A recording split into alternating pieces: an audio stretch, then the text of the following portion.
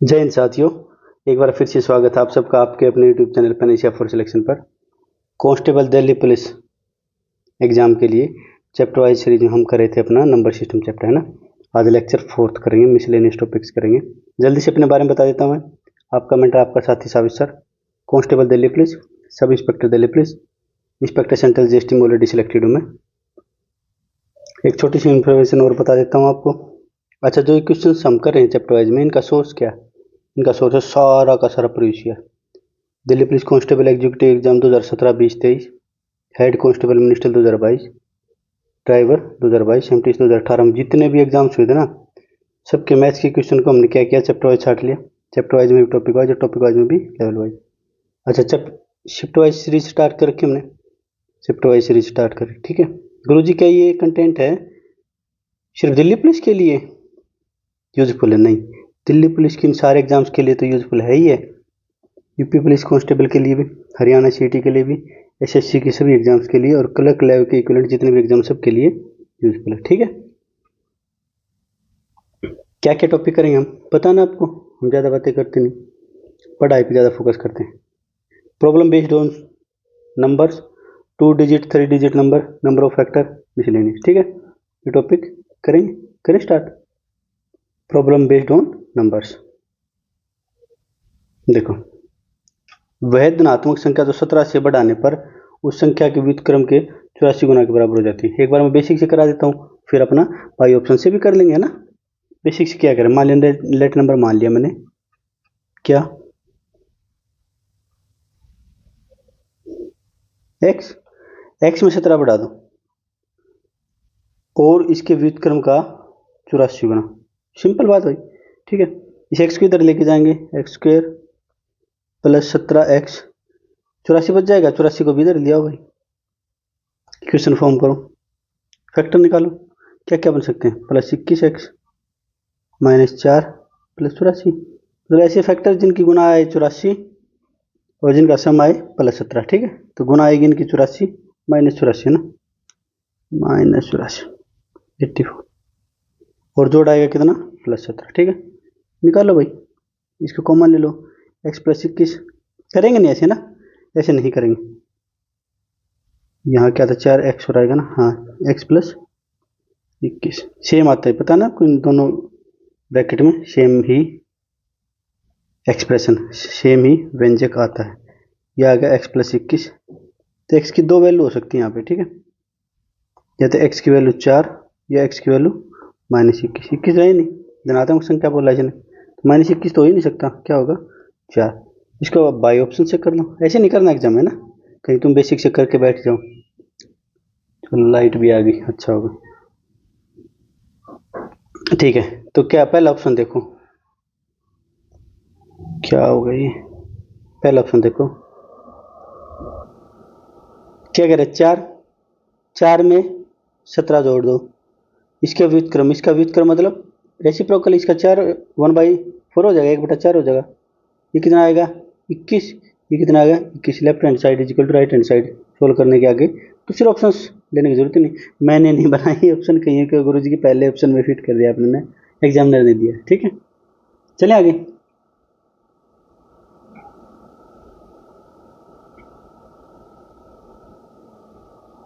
यदि दो धनात्मक संख्याओं के वर्गों का योग धनात्मक है ना, 2426 है, और एक संख्या का वर्गमूल दे दिया इसने एक संख्या का, तो दूसरी संख्या क्या, दो संख्या मान लो भाई, संख्या क्या मान लो, लेट एक्स एंड वाई। क्या कह रहा है, एक्स का स्क्वायर प्लस वाई का स्क्वायर इज इक्वल टू 2426। कोई भी एक नंबर मान लो, मान लिया मैंने, ये मान लिया, इसका अंडर रूट दे रखा कितना 7, तो यहाँ से एक्स कितना आ जाएगा 49, पुट कर दो यहाँ पे भाई, 49 का स्क्वायर प्लस वाई का स्क्वायर इज इक्वल टू 2426। 49 के स्क्वायर को उधर ले जाओ भाई, 2426, इसका आ जाएगा 2401। आपको कैसे पता गुरु जी? गुरु जी ने तो आपको भी सिखाया भाई। देखो, या तो 49 को ज़्यादा बड़ी बात है नहीं, मैंने क्रॉस मल्टीप्लाई करनी सिखा रखी है, एक बार इनकी मल्टीप्लाई करो, कितना आ जाएगा 81, 8 लिख लो, 8 यहाँ पे हो गया ना, फिर इनकी क्रॉस मल्टीप्लाई कर दो, 9 चौक 36, 9 चौक 36 दोनों का ऐड कर दो 72, 72 में फिर 8 जोड़ दो, 80, 8, फिर इनकी क्रॉस मल्टीप्लाई कर दो। सिखा रखा मैंने कई बार। 4 चौक 16 और 8 24। क्या किया मैंने, एक बार इधर मल्टीप्लाई कर दिया, फिर इनकी क्रॉस मल्टीप्लाई कर दी, और फिर जो भी कैरी वगैरह थी वो यहाँ पे एडजस्ट कर लेना, एक एक डिजिट लेना, फिर लास्ट में इनकी स्टेप, 3 स्टेप हो गए ना। अरे नहीं तो फिर 50 के आसपास वैसे मैं करवाता नहीं, 50 के आसपास को पता है ना, क्या करो, करवाऊँ या फिर रहने दूँ, 50 के आसपास या 100 के आसपास, 100 तक के तो 99 तक के तो क्रॉस मल्टीप्लाई से ही कर लिया करो जल्दी जल्दी, है ना, स्क्वायर की कोई जरूरत नहीं। अच्छा ये हो गया, फिर वाई स्क्वायर इक्वल टू कितना आएगा 25, वाई की वैल्यू कितनी आ जाएगी 5। सिंपल, कितना आसान बताओ, बिल्कुल बच्चे वाले क्वेश्चन है ना। नहीं करवाता तो आप क्या कहते हैं, गुरुजी ने करवाया नहीं इसलिए मैं करवा ही दे रहा हूँ। चले आगे।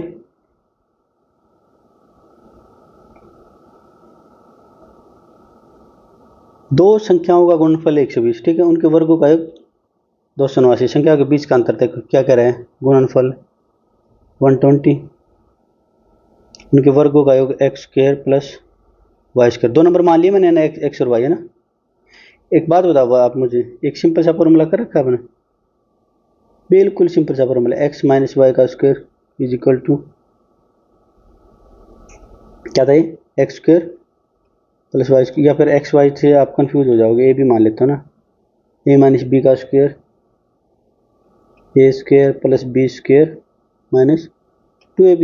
अब देखो ना, हमसे डिफरेंस पूछा है, हमें ये दे दिया और ये दे दिया, सीधी वैल्यू पुट करो यार, बात खत्म। क्या देखो, x माइनस वाई का, इसको ब्लैक पेन ले लेता हूँ, x माइनस वाई का square is equal to X square plus Y square minus 2xy।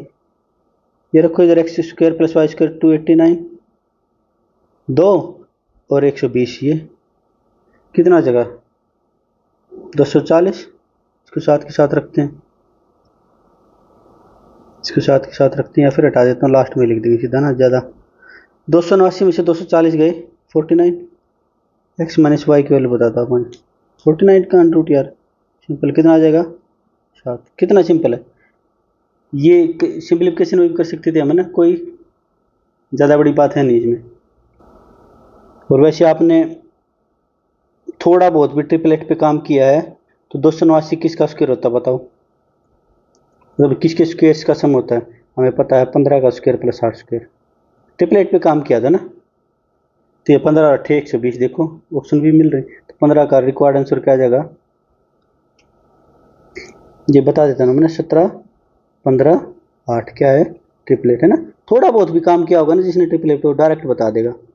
Required answer क्या आ जाएगा, डिफरेंस पूछा है 15 माइनस 8 7, ऐसे कर लो।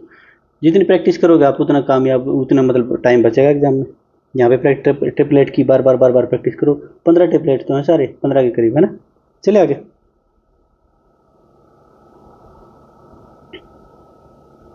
दो संख्याओं का योग 15 है, उनके वर्गों के बीच का अंतर 15 है, निम्नलिखित में से कौन सी संख्या बड़ी। अच्छा एक बात बताओ, दो संख्याओं का योग मान लिया, एक्स और वाई नंबर मान लिया मैंने 15, और उनके वर्गों के बीच X square minus Y square, दिख रहा है ना साफ से, दूर से दिख रहा है ना, क्या दिख रहा है गुरुजी, एक सिंपल सी फॉर्मूला वाली बात है, बच्चों वाली बात, A square minus B square क्या होता है, A plus B, A minus B. अब ये देखो, इसको खोल लूँ यहाँ पे, X plus Y, X minus Y, इनके वर्गों का बीच का ये भी अंतर भी यही है, 15 की जगह 15 रख दो भाई, X minus Y is equal to 15, X minus Y की वैल्यू क्या आ जाएगी 1। अच्छा एक बात बताओ, एक यहाँ से देखो अपने एक्स प्लस वाई की वैल्यू 15, एक्स माइनस वाई की वैल्यू एक, बड़ी संख्या पूछी तो बड़ी संख्या निकाल दो यार। एक्स क्या होता है, दोनों को जोड़ दो, 2 से डिवाइड कर दो, कितनी सैकड़ों बार बता चुका हूँ मैं, 8। कौन से ऑप्शन में, सिंपल, बिल्कुल सिंपल है ना। चले आगे।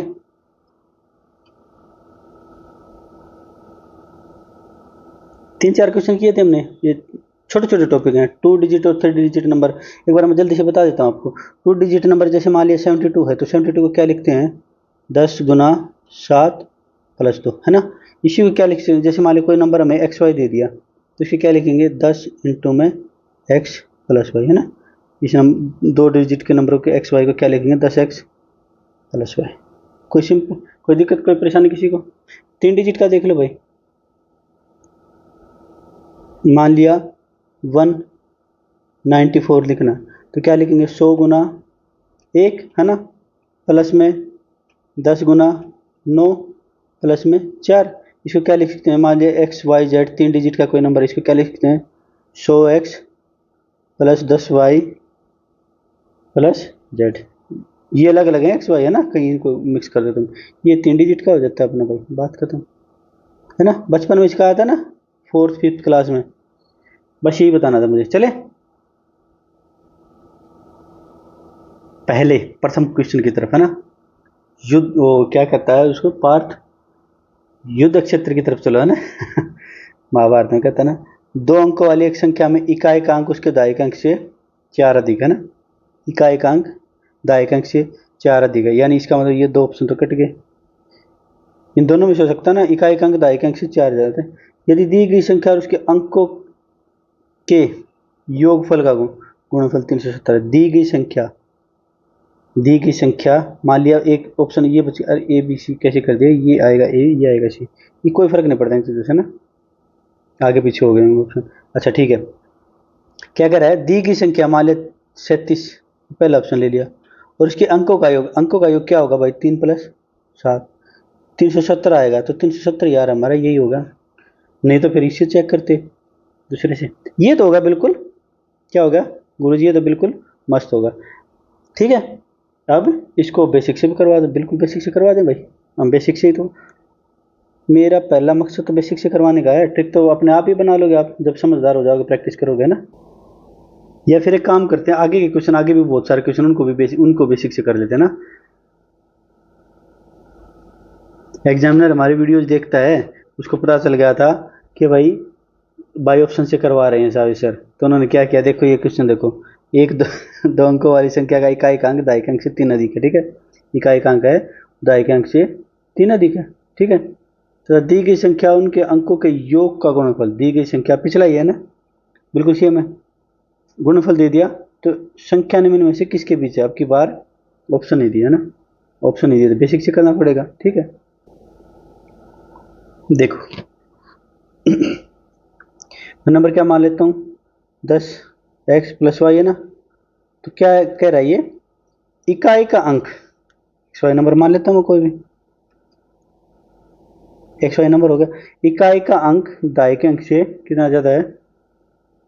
3 ज़्यादा है, ठीक।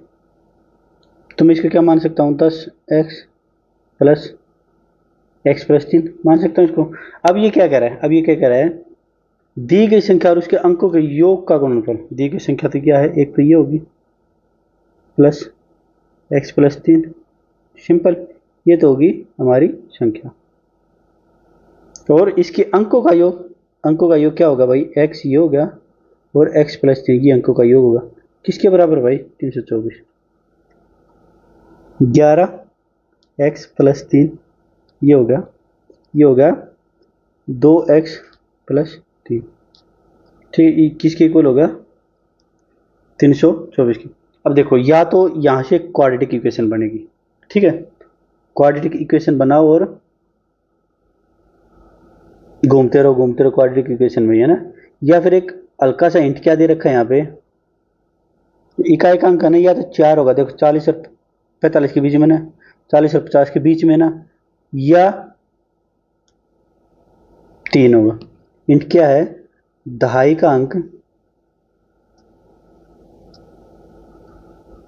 या तो 3 होगा या 4 होगा।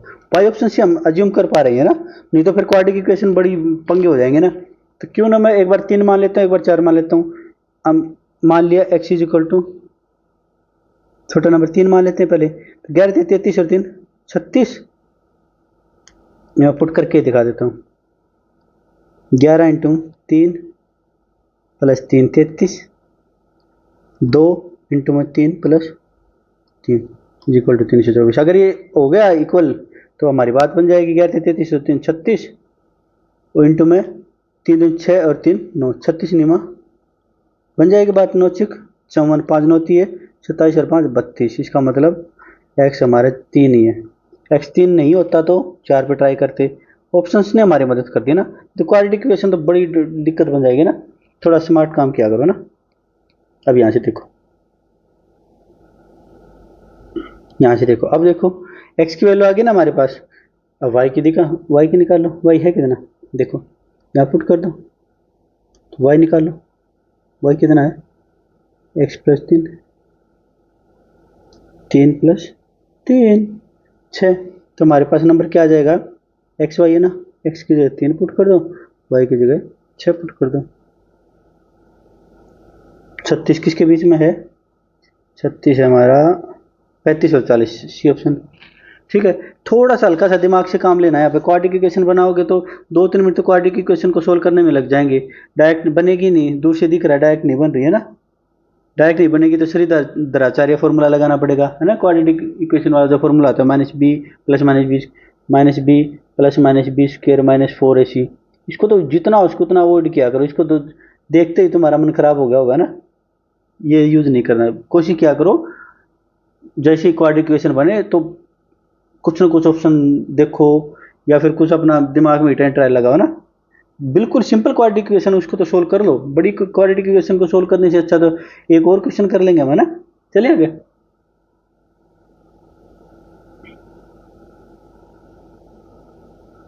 थर्ड क्वेश्चन, दो अंकों वाली एक संख्या और अंकों को आपस में बदलने से प्राप्त संख्या के बीच का अंतर 54 है। ठीक है, क्या कह रहा है, दो अंकों की एक संख्या है और अंकों को आपस में बदलने से प्राप्त संख्या के बीच का अंतर 54 है। एक संख्या ले ली कोई भी, मान लिया 75, फिर बदल दिया ये हो गया 57, कुछ वैसे मैं बता रहा हूँ मैं, है ना, अंतर इनका आ गया 54। यदि संख्या के अंकों का अनुपात 1-3 है, भाई मान लिया 10x प्लस वाई है, इनका अनुपात दे दिया x और y का, खाली x और y का, है ना, 1 और 3, तो संख्या के अंकों का योग, संख्या के अंकों का योग और अंतर के बीच का अंतर क्या है, ये पूछा। बिल्कुल प्यारा सा क्वेश्चन, देखो मान लेते हैं हम अंकों को, संख्या मान लेते पहले, लेट 10x प्लस वाई, ये हो गया हमारा नंबर, संख्या के अंकों को पलट दो भाई, 10y प्लस एक्स, इसका इसकी वैल्यू दे रखी है 54, देखो यहाँ से सोल्व करेंगे, माइनस माइनस का चला जाएगा ना अंदर, ये तो ये आ जाएगा 9x, यहाँ से देखो सोल्व करेंगे, -9y is equal to 54, x minus Y is equal to 6, ये हमारी होगी एक इक्वेशन। ठीक है, एक इक्वेशन। अच्छा अब दिया इसने, यदि संख्या के अंकों का अनुपात 1-3 है, भाई संख्या के अंक हैं x और y का अनुपात 1-3 दिया है, गुरुजी 1-3 नहीं हो सकता, जैसे 1 के मान लिया 3 के मान लिया, 1-3 एक्स वाई का तो नहीं हो सकता, क्यों, यहाँ से देखो माइनस का आएगा ना, नहीं आ सकता, तो क्या गुरुजी x 3 है और y 1 के है। ठीक है, 3 के माइनस के पता ना आपको, कुछ भी हम ऐसे कांस्टेंट मान लेते हैं रेशो में, 2k इज इक्वल टू 6, के की वैल्यू 3, के की वैल्यू 3 है तो यहाँ से एक्स वाई की निकाल लो भाई, एक्स की आ जाएगी, वाई की क्या आ जाएगी, एक्स की वैल्यू 3 की, वाई की वैल्यू है के, ये आ जाएगी 3 गुना 3, ये आ जाएगी 3, देखो 9 और 3। अब पूछा क्या है, रिक्वायर्ड आंसर तो ये है, इनके बीच का इनका सम और इनका डिफरेंस के बीच का डिफरेंस कितना है, 12 माइनस 6 इज इक्वल टू 6। बड़ा प्यारा क्वेश्चन था, बड़ा प्यारा। छोटा सा पॉइंट यहाँ से समझना था कि x और y में k और 3 के किसका रेशो आएगा, नहीं आएगा समझ में तो पुट करके देख लो, माइनस आएगा तो पीछे पैर अपने सिर पीछे पैर कर लो और फिर वापस अपना क्या आ जाओ,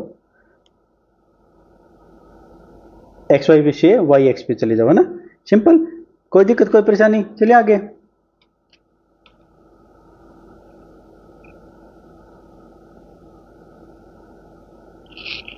ले भाई अब की बार क्या आ गई, 3 अंकों की संख्या आ गई, चलो 3 अंकों की संख्या करते हैं।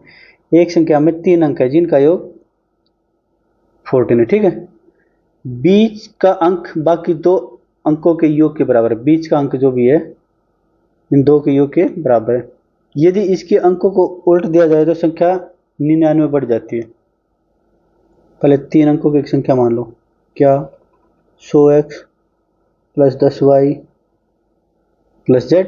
ठीक है, 3 अंक है जिनका योग x y z, x plus y plus Z कितना 14। ठीक है, सिंपल, जैसे कह रहा है वैसे वैसे चल रहे हैं। अर्थमेटिक की सबसे खास बात यही है, जैसे कहता रहे वैसे चलते जाओ। बीच के अंक बाकी दो अंकों के योग के बराबर था, ये बात भी लिख लो। जैसे जैसे कहते रहे वैसे लिख लो। बीच का अंक कौन सा, वाई, या फिर यहां लिख देता हूं। ठीक है, यदि इसके अंकों को उलट दिया जाए, उलट देंगे, अभी उलट देंगे, हमारा काम क्या है। या इसको भी उठा के इधर ही रख दूं मैं,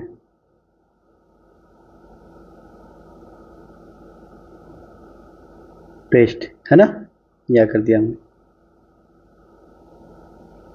इसके अंकों को उल्ट दो भाई, उल्टेंगे तो देखो 100 एक्स की जगह वाई कर दो, वाई की जगह एक्स की जगह जेड कर दो, जेड की जगह एक्स कर दो, बीच वाला तो सेम वही रहेगा। 100 जेड प्लस 10 वाई, आगे क्या आएगा प्लस एक्स। इसमें से माइनस क्या करना है, ऊपर वाला 100 X plus 10 Y plus Z, क्या जाएगा 99 बढ़ जाएगी। ले भाई 99 बढ़ा दी। अब एक बात बताओ, ये 10 एक्स से ये 10 ना 10 वाई से 10 वाई निकल जाएगा। 100 जेड में से एक जेड माइनस करेंगे, बीच में माइनस का निशान है ना, 99 जेड। ये देखो एक्स में से 100 एक्स माइनस करेंगे, कितना आ जाएगा माइनस 99 एक्स। 99 कॉमन लेके काट देंगे तो Z minus X is equal to आ जाएगा 1। अब एक बात बताओ आप मुझे, इन दो इक्वेशन से सोल्व करके देखो एक बार। एक्स प्लस जेड की वैल्यू रख दें इसमें, put 1 in equation 2। X plus Z की वैल्यू रख दो भाई, एक्स प्लस जेड की जगह वाई रख देंगे, Y plus Y is equal to 14। Simple, कोई दिक्कत कोई परेशानी। वाई की वैल्यू आ जाएगी 14/27, बस बात बन गई। अब हमारी इक्वेशन होगी, देखो इसको क्या लिख सकता हूँ अब, X plus Z is equal to Y, Y की जगह 7 लिख सकता हूँ। इसको मान लो इक्वेशन 3, कुछ भी मान लो, बस थोड़ा सा लेंथी पड़ेगा इक्वेशन, है ना, बाकी और कोई दिक्कत नहीं। मैं आपको ऑप्शन से भी करके दिखाऊंगा, 5 सेकंड में हो जाएगा। ठीक है, देखो, लेकिन मैं बेसिक से करवा रहा हूँ आपको। अब देखो, इसको मान लो इक्वेशन 4, ठीक है, इक्वेशन 3 एंड 4 को सोल्व करेंगे। X plus Z, Z plus x, तो जेड की वैल्यू क्या आ जाएगी, जेड की वैल्यू आ जाएगी, दोनों को जोड़ के डिवाइड कर दो, कितनी आ गई 4। एक्स की वैल्यू कितनी आ जाएगी, दोनों को घटा के 2 से डिवाइड कर दो 3। तो हमारे पास नंबर क्या आ जाएगा, संख्या क्या आ जाएगी 100x प्लस 10y, या फिर इसको एक्स वाई जेड डायरेक्ट लिख दो, या नहीं डायरेक्ट तो कैसे लिखते, 100x कितना भाई, कहाँ था एक्स निकाला था ना हमने, ये रहा 3, बस दिख ही रहा 3 से तो एक ही नंबर स्टार्ट हो रहा है ना।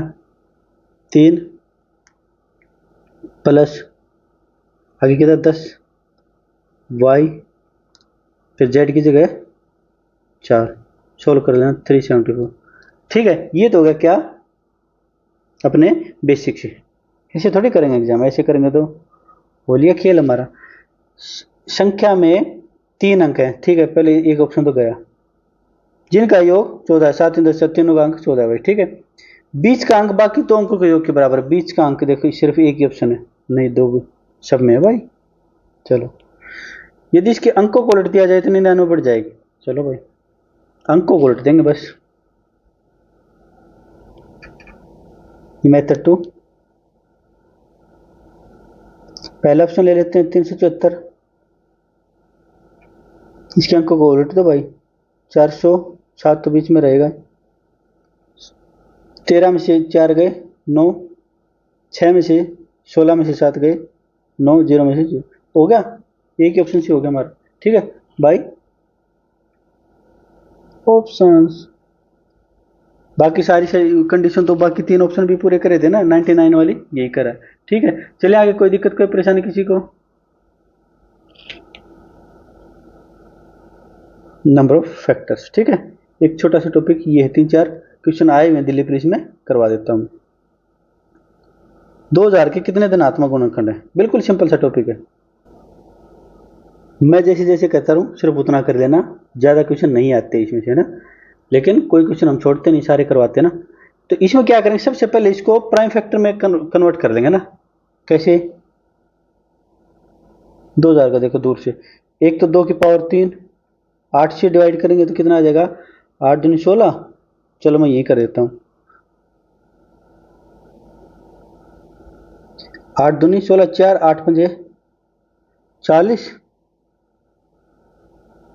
एक 2 और आ जाएगा, 2 की पावर 4 गुना में 125। सिंपल फैक्टर में तोड़ रहा हूँ इसको, 2 की पावर 4, 5 की ये इसको 125 के गैलेक्सी में 5 की पावर।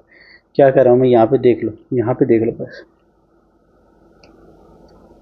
प्राइम फैक्टर में लेके आना है, फैक्टर फिर इनकी पावर है ना, इस फॉर्म में लेके आना। अभी देखना मैं सिखाता हूँ आपको, प्राइम फैक्टर्स में ले आएंगे। अब नंबर ऑफ फैक्टर्स कितने हैं टोटल, कुल कितने नंबर ऑफ फैक्टर्स है ना। क्या करेंगे, जितनी पावर है ना उनमें एक एक ऐड करके गुना कर देंगे बस, 5 चौका 20। सिंपल, ये तो इतना तो एग्जाम में आया है अब तक। अब जो नहीं है वो मैं करवा दूं। क्या कह रहा हूं मैं, फिर से ध्यान देखो, नंबर ऑफ फैक्टर्स करने के लिए क्या क्या, प्राइम फैक्टर में ले आओ, उनकी पावर में ले आओ, ठीक है। ये पहला क्वेश्चन बनता है, एक्स्ट्रा करवाता हूं मैं, है ना। ये पहला क्वेश्चन बन गया। दूसरा क्वेश्चन क्या कहेगा, नंबर ऑफ ओड फैक्टर्स। क्या करेंगे, जितने भी ओड है ना, जैसे ये देखो ये ओड है, इसकी पावर को गुना कर देंगे, ठीक है।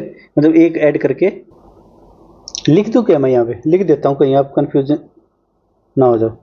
ओड फैक्टर में क्या करेंगे, ओड फैक्टर ले लेंगे, सिर्फ ओड फैक्टर ले लेंगे, ओड फैक्टर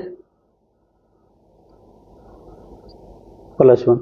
अगर और होता, जैसे मान लिया अभी तो 2 ही यहाँ पे, मान लिया 7 की पावर 2 कुछ ऐसा होता, तो क्या करते, ओड फैक्टर एफ ही लिख देता है ना, +1। मतलब ओड फैक्टर की पावर में एक जोड़ के गुना कर देते, ठीक है, सिंपल। अब तीसरा क्वेश्चन पूछ सकता है आपसे, इवन फैक्टर, नंबर ऑफ, भाई इवन फैक्टर कितने होंगे। क्या करना है, सिंपल सी बात है, जो इवन नंबर है ना, एक है, ये एक ही है ना, क्या है 2 है, जो इसकी पावर को यूं का यूं लिख देंगे, और जो ओड फैक्टर है उसकी पावर में एक जोड़ देंगे, 4 चौक 16। अच्छा ये क्या था, ये लिखा नहीं। या फिर इसको और क्या कर सकते हैं, टोटल नंबर है ना, टोटल फैक्टर्स हैं, लिखा जा भाई, total factors minus odd factors.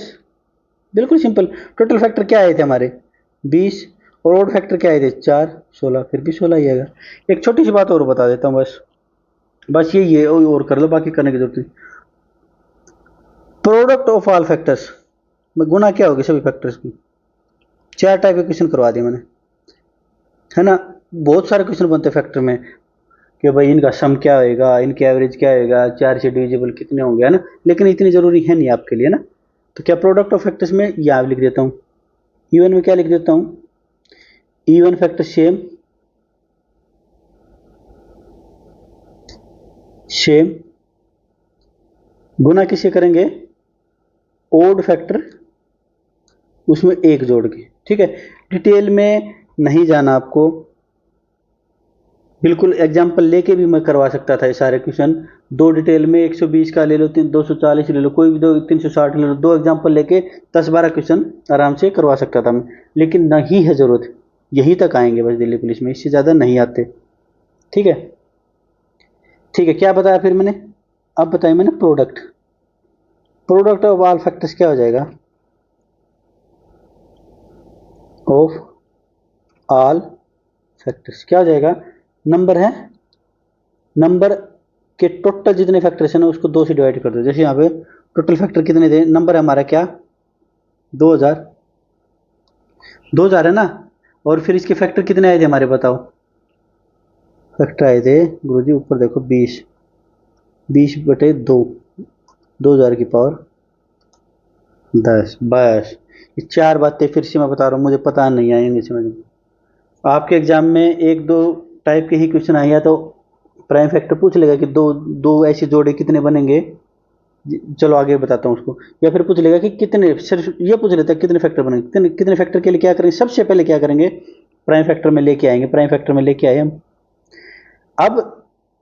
अब सभी के अगर टोटल नंबर सारे फैक्टर पूछे ना, तो जितनी पावर है ना सभी की पावर में एक एक ऐड करके गुणा कर देंगे, ठीक है, 20 होगी। अब नंबर ऑफ ओड फैक्टर्स पूछे तो क्या करेंगे, ओड नंबर कौन सा, 5 है ना, दो तो इवन नंबर है, तो 5 की पावर है ना उसमें एक ऐड कर लेंगे। अगर और होता, मान ली 7 की पावर 2 होता है, कुछ भी होता, तो 2 प्लस 1 और कर देते, यहाँ पे 2 प्लस 1 और कर देते, 4 × 12 है ना,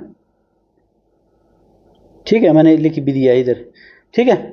फिर इवन फैक्टर, या तो टोटल फैक्टर में से ओड फैक्टर घटा दो, 20 में से 4 घटा दो 16 आ जाएगा। या फिर क्या करें, इवन तो शरीफ आदमी, यूं मान के चलो शरीफ कुछ नहीं लेता एक्स्ट्रा, इवन शरीफ आदमी है ना। इवन इंग्लिश में क्या मीनिंग होता है इवन का, बैलेंस्ड, जो शांत आदमी हो, है ना।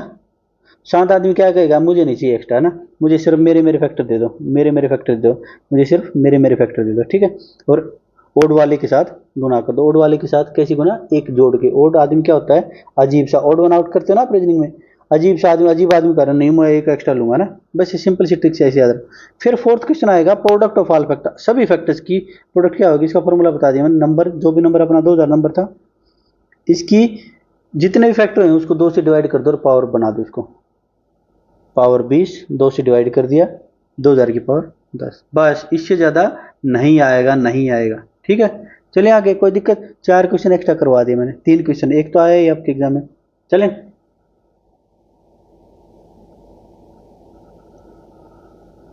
निम्नलिखित में से कौन सी संख्या 2145 के सभी अभाज्य गुणनखंडों के योग से बड़ी है। 2145 की सबसे पहले तो गुणनखंड करो भाई, 5 4 9 3 12, 12 मतलब 3 से डिवाइड हो रही है, 2145 3 गुना 7 15, आगे 7 5 12 13, 3 से नहीं हो रही, 5 से कर लो भाई, 3 की पावर तो एक ही रहेगी, 5 14 5 70 1 3, 143 तो दूर से दिख रही क्या, 11 और 13, 143 को तो कितनी बार कर चुके हैं, 15 गुना 12 180, 11 गुना 13 143, कितनी बार कर चुके, 13 गुना 13 143 नहीं भाई, ठीक है। मतलब पावर नहीं बन रही, नहीं बनी तो ठीक है भाई, एक एक पावर रख लेंगे, एक एक पावर तो है ना इनकी, देखो एक एक एक एक है ना, कोई बात नहीं भाई। क्या करें, निम्नलिखित में से कौन सी संख्या के सभी अभाज्य गुणनखंडों के योग, पहले योग कर लो भाई इनका, 3 + 5 + 11 + 13, 13 24 27 32, 32 से बड़ा कौन सा नंबर, एक नंबर है भाई, बस यही पूछा और कुछ पूछा ही नहीं। मैं क्या कर रहा हूँ, ज़्यादा डीप में जाता ही नहीं भाई, दिल्ली पुलिस के एग्जाम में ज़्यादा डीप में नहीं जाता फैक्टर में। एक टाइप का और क्वेश्चन बनता है आपका, वो 2 3 क्वेश्चन उसके कर लेते हैं। चले आगे,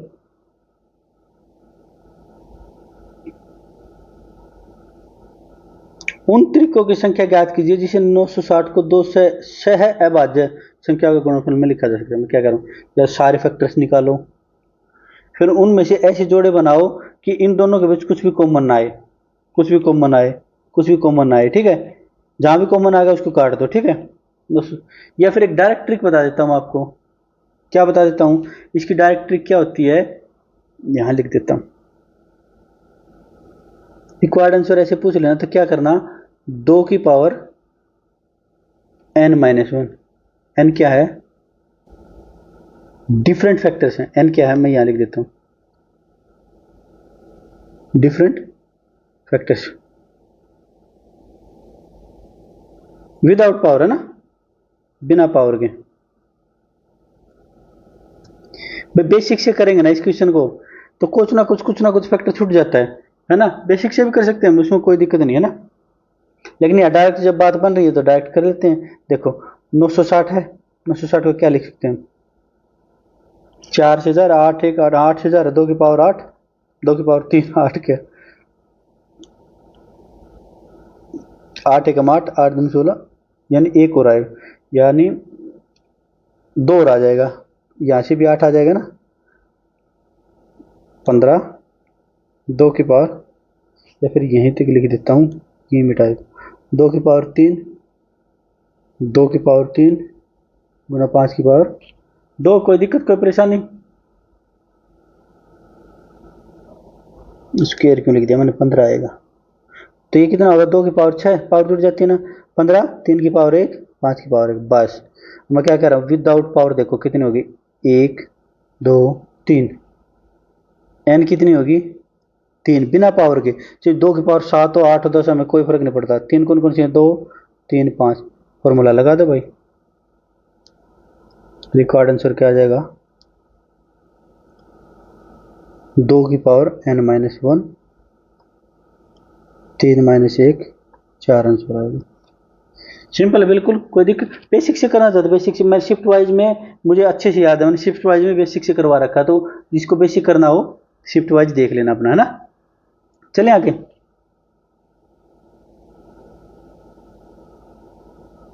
चार सौ अस्सी को दो संख्या के गुणनफल में कितने, बिल्कुल सेम है पिछला ही तरीके से लिखा जा सकता है जो दोनों को। 480 को पहले तो तोड़ो भाई, 8 से चला जाएगा, 2 की पावर 3, 6 48, यानी 2 की पावर 2 और आ जाएगी यहाँ से, 2 की पावर 2 और 15, 15 क्या लिख, 2 की पावर 2 भाई, 2 की पावर 5 गुना 3 गुना 5 की पावर 1। फिर से वही भाई, एन देख लो कितना आ जाएगा, एन की वैल्यू 3 आ जाएगी, कैसे, 2 3, पावर से मतलब ही नहीं हमें, तो रिकॉर्ड आंसर क्या आ जाएगा, इसका भी वही आ जाएगा, 2 की पावर n-1।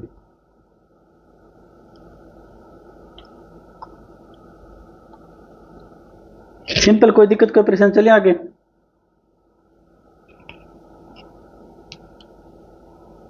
मिसलेनियस कर लेते हैं बस, इसके बाद खत्म। 1 से 100 पूर्ण संख्याओं में अंक 1 कितनी बार आता है, 1 से 100 पूर्ण संख्याओं में अंक 1 कितनी बार है। मैं इसके, इसने तो 1 ही पूछा है, मैं आपको 0 भी बता देता हूँ और 2 से 9 जितने नंबर होते हैं वो भी करवा देता हूँ ना। पहले 1 को काउंट कर लें, चलें। देखो 1, फिर 10 तक कुछ नहीं आएगा ना, 11 12 13 14 15 16 17 18 19, 20 में नहीं आएगा, फिर कहीं भी नहीं आएगा, 21 31 41 51 61 71 81 91 और फिर 100, 100 को यहीं लिख देता हूँ। एक काउंट करो कितने बार आया है, 1 1 2 3, इसको थोड़ा सा बड़ा लिख देता हूँ, 3 4 5 6 7 8 9 10 11 12, ऐसे काउंट नहीं करना है, या फिर मैं ये गलत करवा रहा हूँ आपको ना। बस एक चीज़ काउंट कर देता हूँ, क्या, यहाँ 2 आए हैं बस, देखो 10 तो ये हो गए, देखो एक इसमें एक्स्ट्रा है, 11 यहाँ से हो गए, 12 13 14 15 16 17 18 19 20 21, ज़्यादा हो गया यार, 22 ज़्यादा हो गया। देखो दोबारा काउंट करते हैं, 2 यहाँ और फिर 1 2 3 4 5 6 7 8 यहाँ, 10 तो यहाँ से हो गए, 2 यहाँ से हो गए और यहाँ से यहाँ तक कितने होंगे, 1 2 3 4 5 6 7 8, 8 यहाँ से हो गए और एक यहाँ से हो गया ना। काउंट करो, 2 8 10, 2 और 10 12 और 8 20 21, टोटल 21 बार होगी।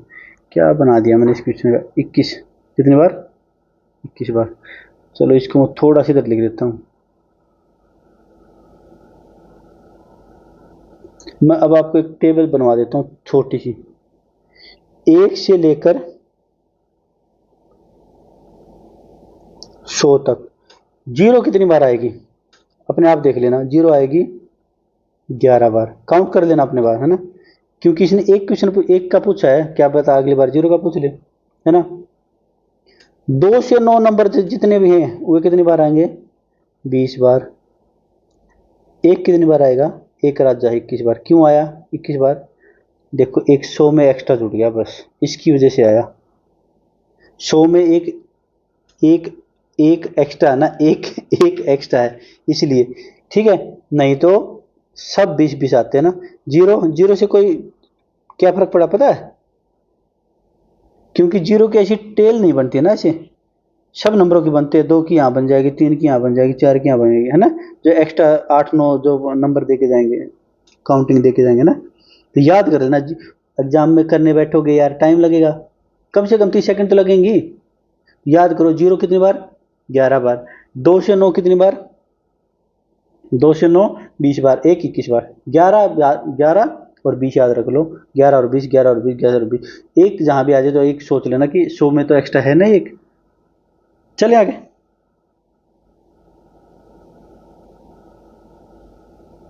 देखो ये कुछ, किसी बैक्टीरिया की आबादी प्रत्येक वर्ष दोगुनी हो जाती है। जैसे या 1 थी या 2 होगी, ठीक है, फिर 4 होगी, 8 होगी ना। यदि 20 वर्षों में इसकी आबादी एक संपूर्ण झील को ढक लेती है, तो ज्ञात कीजिए कि इनकी बढ़ती आबादी से आधी झील कब ढकी। जैसे गांव में ऐसे बड़े बूढ़े होते हैं ना, वो पूछते हैं ऐसे ऐसे क्वेश्चन, है ना। सिंपल सी बात है यार। देखो एक बात बताओ, सिंपल सी बात है। मान लिया 20 साल में, मान लिया, है ना, इधर लिख देता हूं,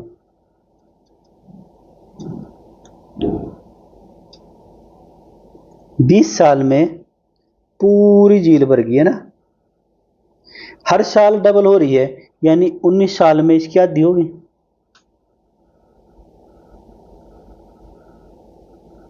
20वें साल डबल हो जाएगी। सिंपल सी बात है यार। 19 ईयर, बेवकूफ मत बनाओ मैं एग्जामिनर। ये रीजनिंग के क्वेश्चन हैं। रीजनिंग के भी कैसे गांव में जो बड़े बूढ़े पूछ लेते हैं ना मजे लेने के लिए छोटे बच्चों को, वो क्वेश्चन है।